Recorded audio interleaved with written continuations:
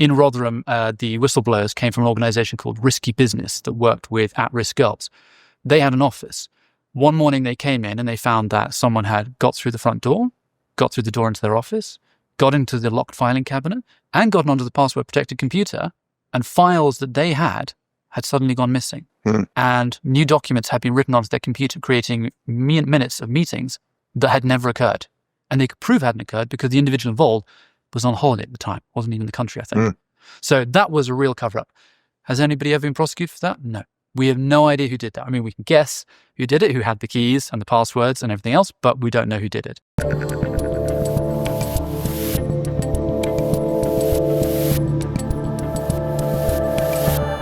All right, so we're going to take this interview in a slightly different direction than I've taken some of the other interviews here at ARC. You've been writing a lot about the grooming scandal here in the UK, which for about 2 weeks in the US, about a month ago, we were talking about quite heavily because Elon started tweeting about it.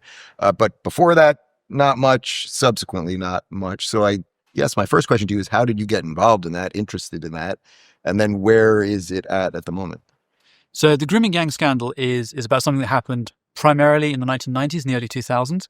It came out in the newspapers in Britain in the 2010s. And the big sort of marker is in 2014, there was a report into a town called Rotherham. And this is a not terribly large town. It's a fairly depressed area, steel works, somewhat left behind. And they found that within the time period they were looking at, there had been, they estimated, 1,400 girls raped, primarily by Pakistani gangs. That has subsequently been upgraded. The police now believe it's 1,510. And that obviously was a big story back in 2014, but Twitter was not quite as big. So it was a big story. And then over the years, it faded, as stories do. And I read about that story when I was a young man. I remember sitting at my grandmother's table and reading the papers and just being absolutely appalled by this. And then in about 2021, thought, what's going on with this? You know, nothing seems to change. These gangs still periodically pop up in the papers. There's a brief thing. We've sentenced some people. They've committed this. But nothing's changed. Nothing's actually ended. And so with a friend of mine, Charlie Peters, who's now a reporter at GB News, we got together and we started trying to make a film. And we made a film together, which GB News then acquired and broadcast, called Grooming Gangs, Britain Shame. And we basically just put together for the first time in a film the whole story as well as we could. And then we followed it up with doing some reporting on basically tracking down the people involved. What had gone on in the sort of 10 years since? Mm-hmm. And the answer in most cases was nothing. They'd moved on. They got jobs. In some cases, it's quite nice jobs. Mm-hmm. A lot of the criminals had gone to jail and then, as is the case in Britain, usually get out after you've served about half of your sentence. So a lot of them were back on the streets. They'd gone back to the community. So that laid the ground. And then early this year, Elon Musk got interested. And I love the way that Elon works. You can see that he uses Twitter to sort of learn in real time. Mm-hmm. And that he basically sped run the whole history of it. And it was fantastic. You know, he put the pressure on Britain. And he asked the important question, which was, why the hell would you let this happen? Why the hell have you not done anything about it since? The government obviously freaked out, and they've now made some small concessions. They said that they're going to do a sort of an assessment, and they're going to do some local inquiries, but that's just code for shove it down the line. Right.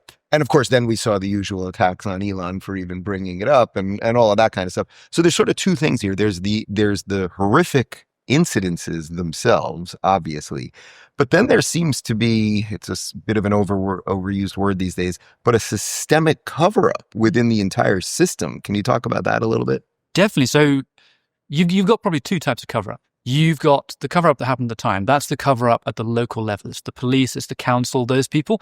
We know about that because in a place like Rotherham, they had 2 inquiries. So we know that the authorities knew this was going on. We know that they were briefed on it, and they said nothing, did nothing. And why do you think that is? I mean, they were afraid of race. That's it. They didn't want to be called racist. Yeah, they didn't want to be called racists. They're very clear. Like they would leave anything involving the Pakistani community to Pakistani heritage councillors or to imams. They didn't want to touch it. They made people census. There's a famous quote where somebody was reporting on abuse involving Pakistani taxi drivers abusing girls. And they were told in the presentation, you must say men of a certain ethnicity involved in a certain occupation. So you had to cut race out. That is the reason why no one will touch it. That was the first cover-up, and that was, in some cases, a real cover-up. So in Rotherham, the whistleblowers came from an organization called Risky Business that worked with at-risk girls. They had an office. One morning they came in and they found that someone had got through the front door, got through the door into their office, got into the locked filing cabinet and gotten onto the password protected computer, and files that they had suddenly gone missing. And new documents had been written onto their computer, creating minutes of meetings that had never occurred. And they could prove hadn't occurred because the individual involved was on holiday at the time, wasn't even in the country, I think. So that was a real cover-up. Has anybody ever been prosecuted for that? No. We have no idea who did that. I mean, we can guess who did it, who had the keys and the passwords and everything else, but we don't know who did it. Then you've got the sort of the second one, which is the more cultural cover-up. That's the don't look at it too closely. Right. So, it came out in 2014. There was a big scandal. It was a big stink. And then walk it back slowly. Nobody wants to touch it because, all right, it's been there, but do you want to write an academic paper on that? Do you want to be called a racist? No, fine, leave it be. And the authorities, the people that did look into it, desperately tried to hide it. So you can look at the Home Office report in 2020. So finally, there was pressure on the Home Office. We're going to look at the contested issue. Is ethnicity a real issue here? Well, the civil servants deliberately try to do nothing. And then when they're forced to do something, they produce a paper which is incredibly poor quality. It's the Home Office. They have access to all the data they want. They can question anybody they want. They can go into prisons and talk to all the abusers. They can talk to the police officers. They don't do any of that. What they do is they do a little summary of all the papers that have been done so far, all of which say the data quality is really bad. And they say, on the basis of this, we can say that the largest group of abusers in child sex cases are white. Well, most is not even the same as majority. That means like under 51%. And Britain is a country that at the moment is sort of about 75% white, was previously 85% white. The census before that was 95% white. The census before that. If you're talking about a country that is overwhelmingly white and they're a small group, you're actually talking about other groups being overrepresented. And in fact, their own evidence admitted that. But all they wanted was that headline, whites are the largest group. And once they had that, they pretend nothing had happened. So how do you connect this issue to more broadly what's happening with immigration and the demographics of the country and what so many people here are talking about and what you can see on the streets of London, which is that this country and this city have significantly changed? Well, I think you've got two things. You've got culture. Why is this happening? To some degree, it's because there is a culture that said it was acceptable to target white girls, that they had a very different attitude. So if you look at... Did they not go after any Pakistani girls? Was it exclusively white girls? They did go after some Pakistani girls as well. So in the 1,400 in the J inquiry, I think about 140, 150 are Muslim or Pakistani. So about 10%. About 10%. But I would also point out that the offending method is different generally. So in those ones, what you're talking about is abusing girls within your family or close network, and it tends to be one-on-one. Mm-hmm. Whereas the difference with the rape gang stuff is it tends to be gang rape by large groups of people where you're sharing them around friends and family. Both are obviously very, very bad crimes, but they're different offending patterns, which again, I think comes back to the culture. There's a culture of, if I have the opportunity, I can rape this girl within my community, but these girls outside of the community, they are fair game and I can share them with my friends. And we don't feel any shame or guilt about that. So the culture is a huge issue. And then I think the second one is the element of power that comes with demography. So one of the reasons in Rotherham why things didn't happen was because the local Labour Party needed Pakistani votes, needed the Pakistani councillors. And so they basically outsourced anything involving them to the community or to the community leaders. And those community leaders in many cases made poor, in some cases, I think, criminal decisions to essentially cover it up and not touch their own guys. I think what you can see in London with, let's say, the protests over Palestine and other things, is that when you have groups of people, they're going to represent their interest. And if you have large groups of foreigners who've come into the country very fast, they haven't integrated terribly well, a lot of their interests are going to be the interests of where they come from, not the interests of the population as a whole. And I think that is one of the real dangers for Britain in the next sort of 10, 20 years, is that increasing trend towards sectarianism. What do you think Britain is going to do about that? I mean, that seems to be one of the big questions that's happening on the main stage here. I think it's the question for Europe. I think it's also to some degree the question for America. You could look at something like California, where you had, I'm forgetting the name of it, but the big vote back in the 1990s about Spanish, about should English be the official language of California. They won that one, but there was a sort of gradual Hispanicization of certain things, and you did get low-level corruption with that, or community corruption. Fortunately, as a Floridian, we don't consider California part of America anymore, so we're okay. But there we go. You're fantastic. Yeah. Florida is the capital of Latin America. Exactly.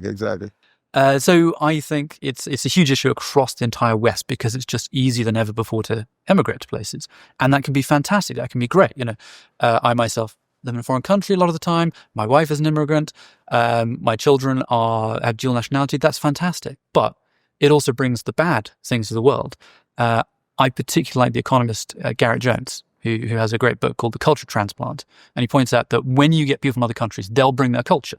And that will include the good and the bad. So let's just pick an inoffensive example. If you bring over lots of French people, you'll probably get wonderful boulangerie. You'll probably get some great fashion. You might also get a sort of increase in adultery, but that's not the world's worst problem in a sort of developed country. But if you're bringing people over from the third world, you're going to get third world problems as well. That's not to cast aspersions on any individual, but if you bring over a group, you're going to get the aggregate. So I think everyone is tackling that issue at the moment. America is showing that borders matter, and they're actually going to, reintroduce that. They're going to get rid of people who've got no right to be there, and they're going to ensure the primacy of American values. I think that has to be the example for a lot of people across Europe and the West more generally. Is it kind of strange that everyone is waiting for America to do the right thing? I mean, because you guys, the problems of Europe are far more significant, not to say ours aren't. And we've let in about 15 million people in probably 7 years, something like that. It's an extraordinary amount of people. But it doesn't seem like our problems, at least at the cultural level, are nearly as bad as what's going on in Europe. Definitely. I think there's a level of cultural difference. So one of the advantages you've got is, a lot of the people coming to America are from south of the border. So, if you've been to Texas, like that stuff already crosses over a little bit. There's quite often a shared faith. Spanish is, of course, a European language. It's not a million miles away, whatever problems there come. In the case of Europe, increasingly the people that are coming from very foreign cultures, very different cultures, often cultures with links to the country already because of the imperial history, but with strong cultural difference. So I think that is a greater shift, a greater change for Europe. The reason why it's happening in America, I think, is partly because America is the leader of the West, partly because it has a more vibrant politics, partly because Donald Trump really did change things, a bit of great man theory. He really did shift things, and Europe has not had that yet. I think Europe's on a time lag, and a lot of these things will cut through, but everyone's going to be looking to America for guidance and encouragement. So that's going to be the future. So we're about a month after Elon tweeted about the scandal, and there was that 2-week blip, as we mentioned. Has anything changed here? Are there any inquiries now? Is anything going on? So Elon's pressure was extremely valuable because it did push the government, did create domestic pressure. It put the subject back in the newsline, in the headlines. That meant that the government had to make concessions. The concessions they've made are they're going to do a sort of rapid assessment, and they're going to do some local inquiries. But we're talking about a couple of local inquiries where... Right. I mean, do you have faith that any of that will come to mean anything? I don't think it means anything. We're talking about grooming gangs, rape gangs have been found in 50 different places in Britain, and they're talking about a handful of local inquiries. That's clearly insufficient. And even if they do go ahead, and even if they've got the best of intentions, they're not statutory inquiries. They have no power to compel anybody to come and give evidence. And that means that a lot of people simply won't. And there's no guarantee that they won't do what they've done in previous inquiries, which is deliberately make sure the inquiries are happening in faraway places where there's been no reports beforehand. And you can safely come back and say, well, we asked a couple of people and they said there wasn't a big problem, so no biggie. That is clearly not what's needed. At a minimum, we should be talking about a national inquiry. It should be independent. It should probably be headed up by someone foreign who's got no links to the British government to ensure that they don't have any level of coercion on them. And it should have statutory powers to go in everywhere. And if people don't want to speak to the inquiry, that should be enough for criminal charges. That should be enough for them to, go to jail. Wasn't there also a bizarre connection between Keir Starmer's former job 10 years ago when they were looking into this and the grooming gangs? Yeah. Yeah, so he was the director of public prosecutions at the time. And there have been various conspiracy theories about his time as DPP and the grooming gangs. He did do some reforms. They were good reforms. But if I was a sort of level of criticism, the criticism would be at the time he said, we failed these girls and we should never do that again. And the truth is that they've never gone back to it. Once the stuff was out of the headlines, they forgot about it. They moved on. And he's not shown any real interest in reopening that subject. So what do you think a resolution to the immigration and cultural problems actually looks like? Let's say you're able to get your borders under control the way we have. There's still a homegrown issue of this. I mean, are we talking deportations? What does it actually look like, say, 5 years from now, if you had a serious government that was doing the proper things? So first thing, like America, border control. You've got to do that. Second thing, you've got to slow the rate. You just simply can't handle the number of people that are coming in. I think there's no reason why you couldn't slash things to a very, very small amount. In fact, if you just took people who are earning sufficient money to actually really genuinely be net contributors to the country, you'd already be talking about a very small amount. So if you included them and spouses, and even with the spouses, you'd have a certain level to make sure they can support themselves, you'd already reduce immigration to a tiny amount. And that seems doable. I mean, that's something a country can still do, yeah. Absolutely. You could if a government got in tomorrow and wanted to do it, they could go to the immigration rules, they could change those rules, it would go into force immediately, and you could slash immigration with basically zero negative economic impact immediately. Then you get to the second one, the harder question, which is what do you do with the people you've got here? Yeah. If they've committed criminal acts, you can and should deport them. That's been made very hard. Unfortunately, that's going to require us dealing with international law, because it's international law that hobbles us. There's been a huge growth in that stuff. Sort of post-1945, a lot of it gets instituted. It's got very universal utopian aims. And then it gets progressively taken over by lawyers and judges, and it expands. So in our case, one of the big problems is the European Convention on Human Rights. Not a bad thing when they instituted it, but it's grown. It now has a doctrine called the living instrument doctrine, which basically is we can reinterpret it. And the end result is that in many cases, you simply cannot deport people, criminals who've committed serious crimes, including rape gang members. We have never deported a single rape gang member. Never. And that's in well over a decade, or sort of maybe 15 years of these guys going on trial. It's unimaginable, actually. It's completely unimaginable. And I think that's where it will have to change. We'll have to, again, look at America and say, international law exists to help and protect human dignity. It shouldn't be hindering. It shouldn't be putting the rights of the rapists over the rights of the victims. So one more question for you to connect this to the ARC conference. If this country is able to fix some of these things, what do you think a positive vision for this country looks like in, say, 5-10 years? I think Britain has an incredibly positive future if the changes can be made. We have an incredibly smart population. We have a fantastic position just outside of Europe, between Europe and the United States. We have a wonderful natural position, a wonderful history, a wonderful set of laws, of institutions, of culture, of everything else. All that's needed to do is clear out the rubbish, clear out the regulations, clear out the nonsense that is in the way, and that can be done.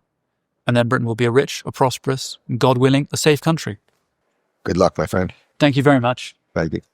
If you're looking for more eye-opening and worldly conversations, make sure to dive into our international playlist. And if you want to watch full interviews on a wide variety of topics, watch our full episode playlist, all right over here. And to get notified of all future videos, be sure to subscribe and click the notification bell.